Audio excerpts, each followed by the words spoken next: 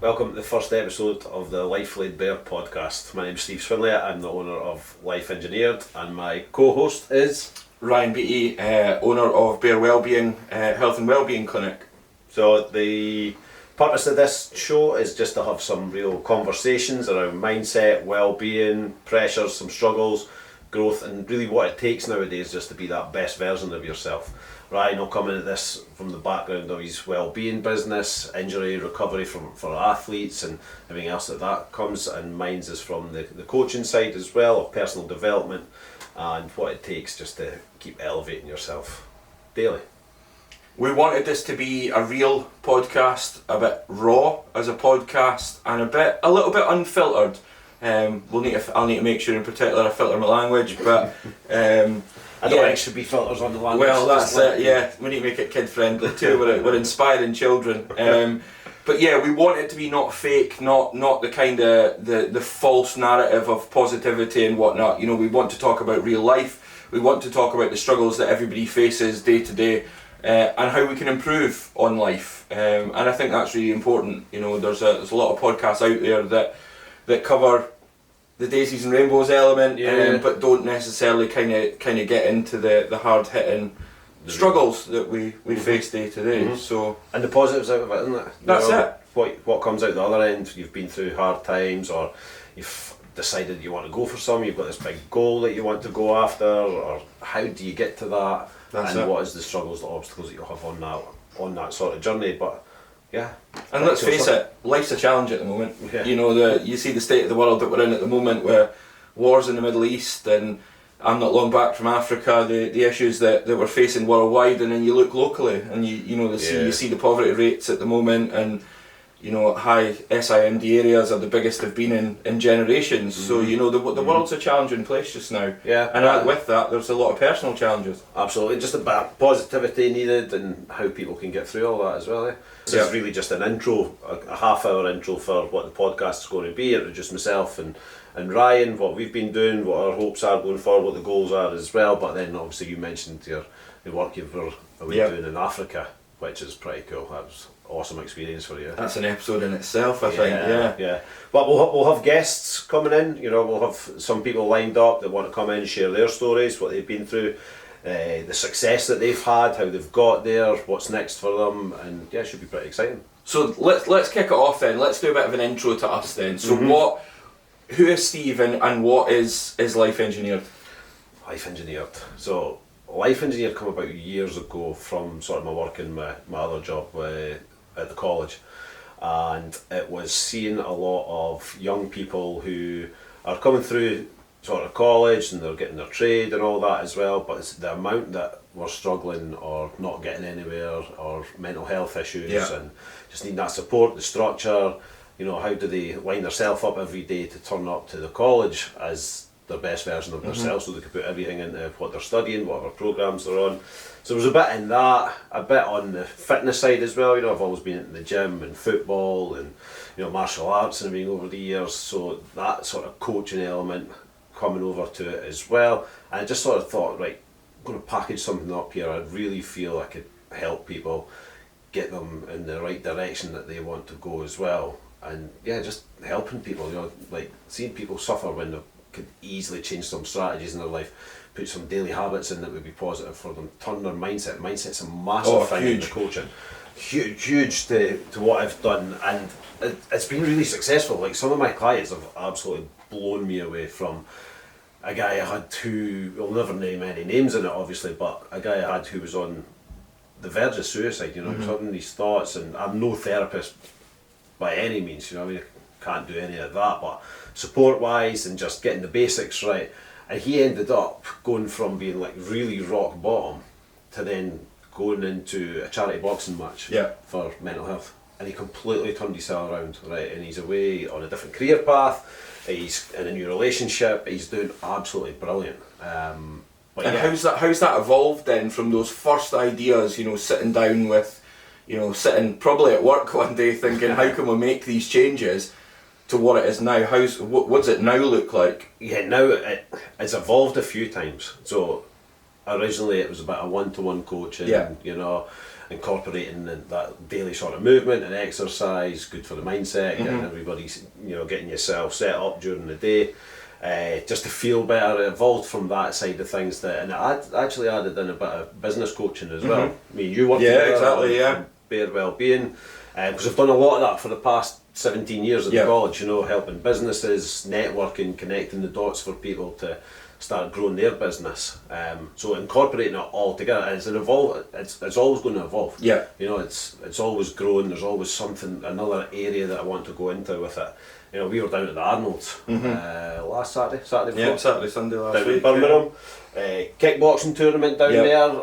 Loved seeing some of the fighters going in, their mindset, how it could change from just going in confident to some that were a little less confident, but they still handle it and they go in there and they put on some fights. I still remember that one, the two lads, the two older guys, and just their faces were, their noses were all over their face by the end of it. It was wild. See, when you speak about mindset, it's in everything. Yeah. From individuals who just want to better themselves, business owners who want to grow their businesses, athletes, footballers, fighters, you name it.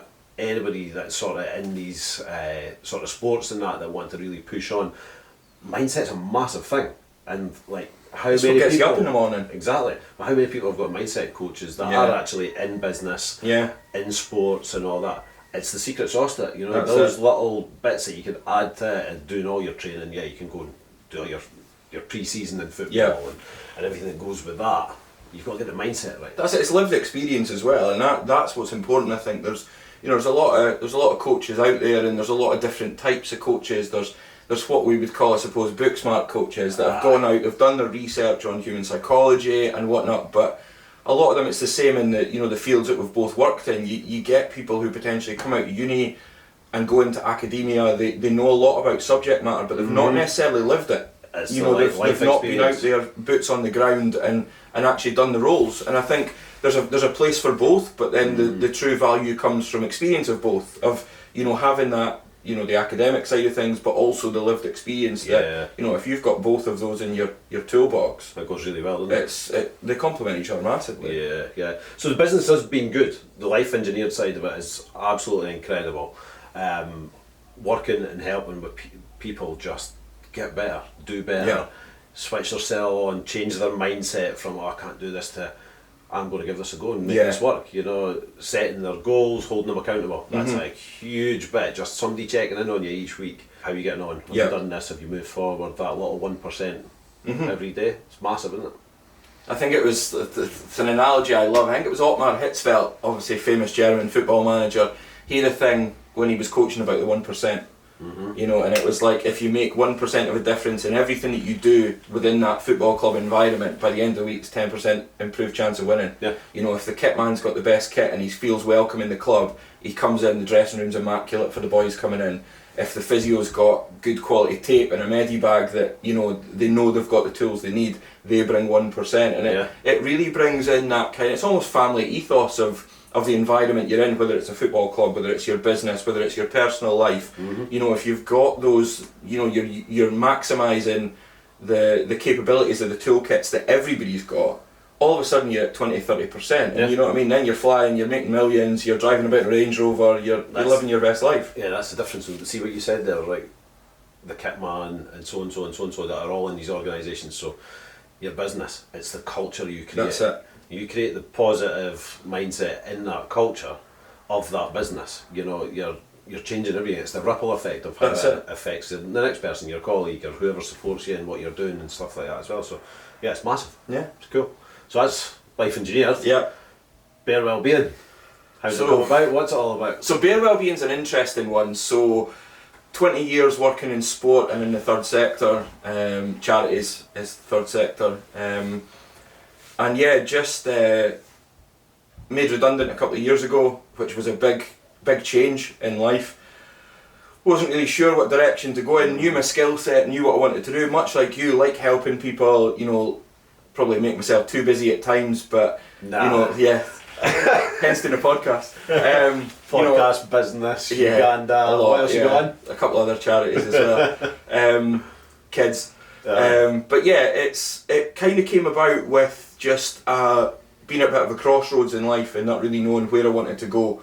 Do I continue working in the third sector, which doesn't have a lot of job security? You know, a lot of jobs are pending funding. You know, you'll get a 2-3 year fixed term contract, and it's, you know, you've got to raise your own wages for the next 2-3 years. Yeah. You're then raising the wages for other staff that are involved in the charity as well, which, you know, it's high pressure. A lot of people think, oh, charities is great, it's all about doing stuff in the community, but when you're leading charities, it's a challenge, you know, and it's really high pressure.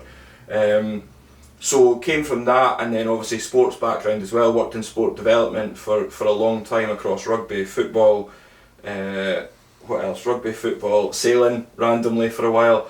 And loved it, and loved that kind of thing, that human interaction, developing people, developing clubs, and yeah, just kind of had a bit of a turning point with a kind of sports science background as well through uni, and thought to myself about, probably just not far off a year ago, what could we do that's going to get you up in the morning, that mindset, that's, you know, things that you want to do every day, and thought, what do we do? So Bare Wellbeing was hatched a random Thursday night, I think it was, and here we are, opened officially in November 2025, so about 6 months open now. Yeah, because I think we met December, didn't we? Yeah, literally just after it. Yeah. Caught up in December and then started working together. No, January, was it? October, because remember you were at the opening day. You came in the day it opened, 1st of November. Enough, yeah. So I hadn't actually opened at it. the gym. Yeah. So kind of grew from there. Started off kind of with the sports injury and wellbeing element, and then into kind of lifestyle change stuff. So not just look at almost a bridge between what you do and what I do. You know, a bit of lifestyle coaching, a bit of health and wellbeing support there, nutrition, gym, rest, supplements. Supplements. How good was the Arnold's for all the freebies? I came home with two massive plastic bags full of stuff. We covered the kitchen table with stuff. I've got a photo, I'll get Fraser to stick it up on the screen from this as well. That was unreal. I've not tried the pre-workouts yet. That's wild. I've had a couple of the grenade shakes. Yeah, they're good. I've had the USN hydration powders, creatine. The momentous stuff is incredible. No fan of the fibre. No, I've not tried the cinnamon fibre drink. yet. Fraser, go and grab, see in that right hand pocket. Bit of creatine. The creatine chews. They're alright actually. These are tremendous. I thought they'd be chalky, but they're not. They were actually. I'm alright. I've had my creatine. Fraser, get one of them in you, mate. Yeah, it was interesting. It's that. I'm only on speak now. That is it. The ABE from Applied Nutrition. They're not that we're digging out for sponsors or anything, but that pre-workout that I had the other night was wild. Oh mate, it's got this breathe easy stuff in it as well. So not only are you like starting to get a wee bit wired with 200 milligrams of caffeine, and obviously beta-alanine and everything in it as well. All of a sudden you can breathe. It was quite surreal. It was like having a tub of Vicks or Tiger Balm and a pre-workout at the same time. It was quite surreal. Do you think Tiger Balm works? I've used it for years. It has a purpose. I've used it for years. Warms the surface of the skin. We could get into the science of it, but it doesn't go deep enough to do anything for muscles really. But placebo works. That's the thing, and we'll probably talk about that loads over the next however many episodes we end up doing. That, you know, even in lifestyle, placebo's a thing. You know, and it's there's definitely conversations to be had there. Yeah, and that's that positive mindset, isn't it? That's it. If you just think it and become it. Manifestation, you know, it's not something I typically believed in before. You know, I very much believe destiny and fate, and you know what's for you won't go by you sort of thing. But I think there's definitely a, you know, if you're focused, if your eyes on the prize. And I had a conversation with Andrea Shaw at the Olympia that we might manage to cut it into this episode, but if not, we'll get it out on socials. But you know, a person like that, 6 times Olympia winner, arguably one of the best female bodybuilders of all time. And she's talking about mindset and that desire to, how do we wipe the slate clean when we've had a bad day? You know, what do we do right? Do we compound it, or do we see the eyes on the prize at the end of it and say, you know what, we're still working towards a goal, we've still got an objective there, let's get back on track. So we're here talking about mindset today. So the question I always ask is, on the days where you wake up, you're tired, you're fatigued, you're emotionally, physically drained. What's the difference maker for you? What gets you to the gym, to work, to where you need to be? I have to think about, by the end of the day, what am I going to feel like if I don't do it? So, do I want to end the day feeling happy that I actually put forth effort? Or do I want to end the day feeling like, I should have done better? And so that says to me, okay, you got to move. You got to move. When you're in those moments, do you think about the long-term goals or the short-term goals? Are you focused on the end of today, or have you always got the eyes on the prize? I would say a blend of both. Okay. Because in the back of my mind, I know that the contest date is still coming, right? And I have to think about what's going to get me closer to the weekly goal. The weekly goal is dependent upon the daily goal. So it all adds up, and it's like, don't make a trivial thought out of the small daily goal. It's still something that you have to stand up and meet in order to reach the bigger goal. Because those days, they go by so fast, but you are accountable, and nobody's going to be on that stage but you. You have to get in and do that work. I don't care if you show up at 85%, you still got to show up. And just one final question. On those days where it doesn't go to plan, because we all have them, how do you bounce back from that? How do you use that resilience the next day to say, you know what, let's wipe the floor from yesterday, let's move on? I like to sit down at the end of that day and say, okay, what do I need to do tomorrow to really feel like I hit the bullseye for where I missed it today? Because I did the best I could for today, but tomorrow I got another opportunity. So that's where I like to list it out, plan the day, the next day, the night before, and then I try to take it from there. Because you really do only have one day at a time. But again, those daily goals add into the weekly goals that add into the big goal. So it's like you have to keep all of them in mind. But yeah, I like to list it out. My biggest thing is if it's written, it's much more likely to happen. Yeah, much more accountable. Yeah, engage that physiology a little bit. So get the pen and paper out, write it out, right? Exactly. And that way, it's always a part of you and you embody it a little bit more. At least that's my opinion. Absolutely. Thank you. That was when we met Mitchell Hooper as well. What a guy, he was so cool. So I asked him a couple of questions as well at the Arnold's, and one of them was like, what separates those that are successful from those that are kind of stuck and not moving forward? His answer was amazing. We'll try and copy that into here as well. So on the days that you don't feel like showing up, what keeps you and pushes you on? I don't allow myself to enter a negotiation if I'm going to or not. I stop myself before that begins, and if I catch myself doing it, I know that I'm not the type of person who's going to negotiate the things I need to do. Brilliant, man. And what separates the people that are successful from those that are stuck? What's that? What separates people that are successful from those that are stuck? It's your floor, not your ceiling. On your worst day, do you get something done, or do you sit in bed, hang out and eat potato chips, whatever? Everyone can have great days, they'll come and go, but on your worst day, can you show up and do enough? Amazing, thank you so much. He's a way to try and go for the enhanced games. He's doing enhanced games. That'd be wild. And the deadlift world record. But so enhanced. stalled. Oh, is he? Yeah. That'll be interesting. When is that? Couple of weeks? No, a couple of months. Is it? I think so. I'll need to check the dates of it, but yeah, it's an interesting one. He actually posted on his YouTube. He's got a wee Instagram, those group channel things, and he posted a link to his YouTube about his stack that he's on and whatnot, which is quite interesting to see somebody be quite open about it, which I think we need more of across sport, not just PEDs and whatnot, but being more open about what they're taking, because let's face it, it's a bit of a... Oh, you can't go into enhanced games without it. Well, that's it. But it's becoming a bit of a trend at the moment, is deny. We saw it at the Arnold's. You're walking about 18-year-old lads absolutely jacked and telling their mum that they're taking creatine and protein. That's no creatine and protein. That's there's good creatine out there, but it's not that good. The Arnold's was class. It was a brilliant event. Really promotes the positive stuff and fitness and your supplements and looking after yourself and all that as well. Testosterone everywhere. Oh, absolutely. Rife. The size of some of these guys that are competing. Andrew Jack, when we stood next to him. Stood next to him. My hand disappeared in where his spine is, between his rhomboids. I don't think I've ever stood next to somebody that big. Yeah, he was absolutely huge. Really sound. Oh, yeah. Really just cool guy. Dead cam, headphones on, just chilling, taking photos. Standing back. Hoodie up, just watching. Was probably trying to hide. Was Arnold on the stage? No, I think he was just waiting to go on, maybe. Yeah. Cool event though. I'm glad we went down. I think, did you see, there's been a wee bit of drama since then though. Did you see the stuff about MegaCon?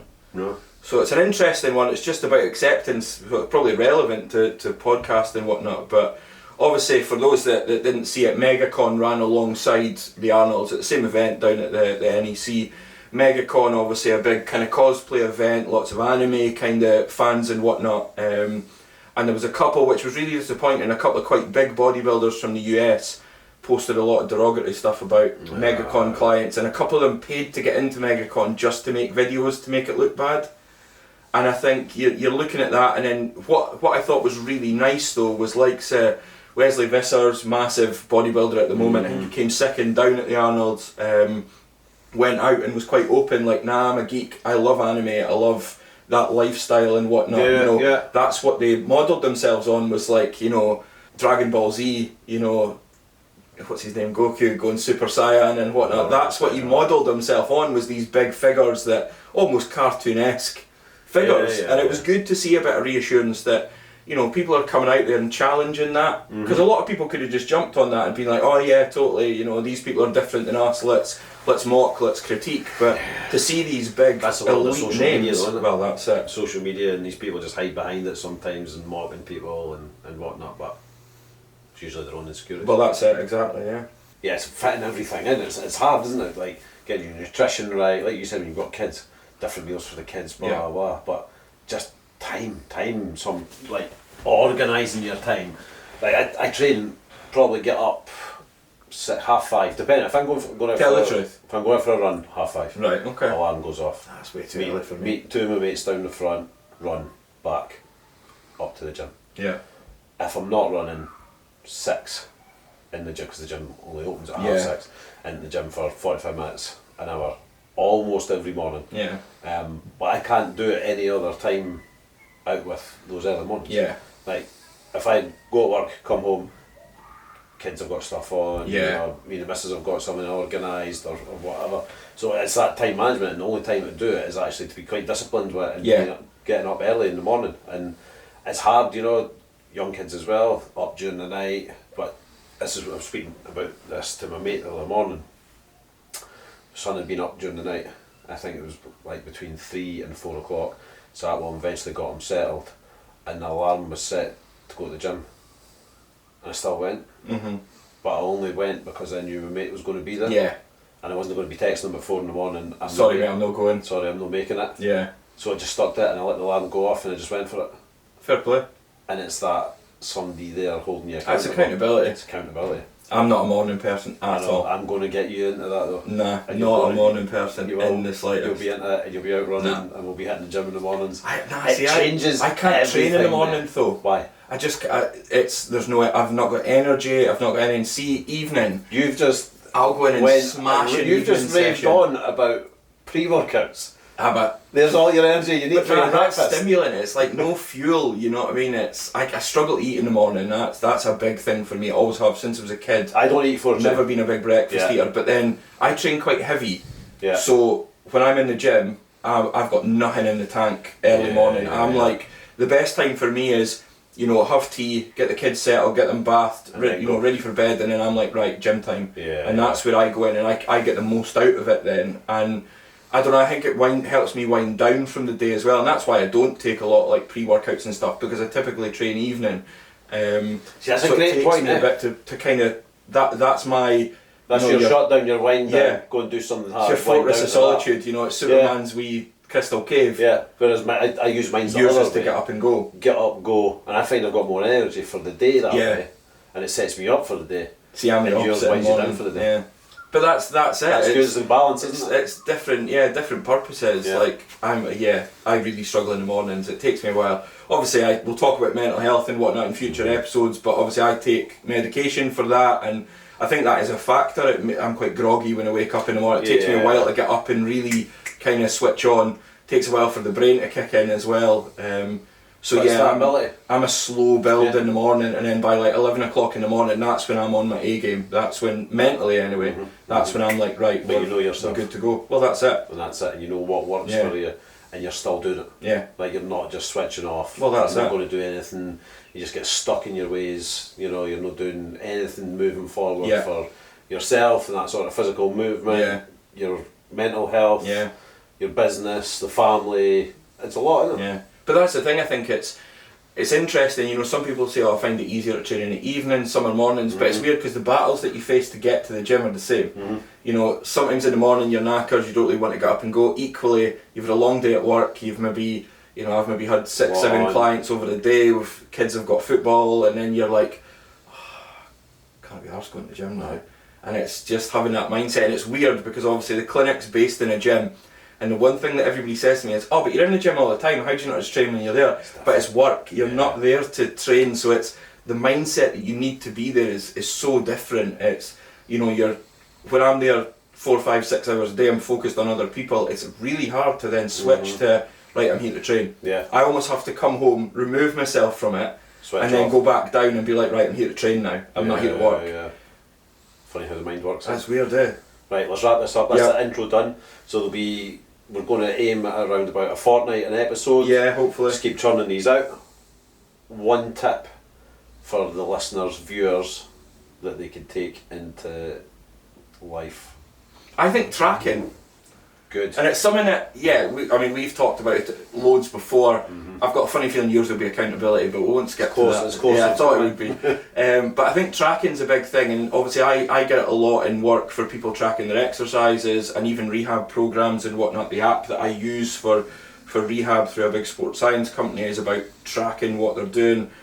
You know, we talk about weight loss now. You know, we're tracking what we do and GLP medications. I think it gives you your own intrinsic accountability, and Andrea Shaw actually said it in that little interview. She's old school, she's pen and paper. Yeah. And I think that was brilliant to still have. Yeah. Now I start those things and then I forget where to put the notepad. That's your accountability. That's my accountability, yeah. But I think it's interesting to still see people at the elite end of the sport with all the technology that's out there. You know, they're tracking, but they're doing it old school. Yeah. You know, it's paper, and you still see guys and girls in the gym these days with a notepad and whatnot. And I get it, because the distractions there, the temptations to make these notes on your phone or use a gym app or something. But when you do that, you get an Instagram notification, and then you're like, oh, somebody's messaged. I'll open that and pulled away into something else. It takes you away, and you see people doom scrolling in the middle of a gym between sets. It does my nut. And it's no choice, I don't think. Well, for some it will be, but I think it's some you just get caught up in it. Likes of that, you open your phone with the intention of, right, I'll set a timer for my HIIT training, or I'm logging what weight I've just benched, and then all of a sudden the notification pops up and it's, I'll have a nosy at what that is between sets. The intensity of what you're actually working towards, and then you're switched right off. Yeah. So what's yours then? Consistency. Fair. Consistency. Even if you're terrible at something, but it's something you want to do. Yeah. If you're consistent at it every single day, you will become better at it. Yeah, true. You will get good at it. It's just sticking with it, being consistent every day. What was it they say, 1,000 hours of doing something becomes instinct. Yeah, and that's that. But yeah, that'll be us. We'll be back soon. Hopefully, we've got a couple of guests lined up, so hopefully get somebody big on in the coming weeks. And we'll be back shortly, guys. Cheers. See you later.